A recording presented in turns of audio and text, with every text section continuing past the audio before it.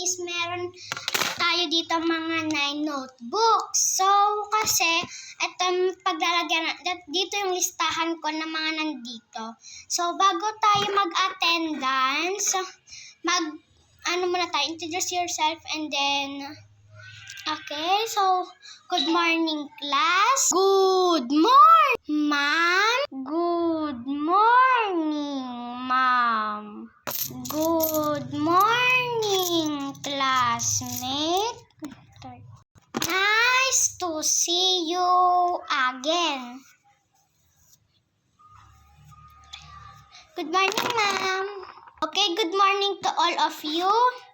So, ngayon is mag-introduce yourself tayo. So, meron dito mga listahan ng mga una muna tayo sa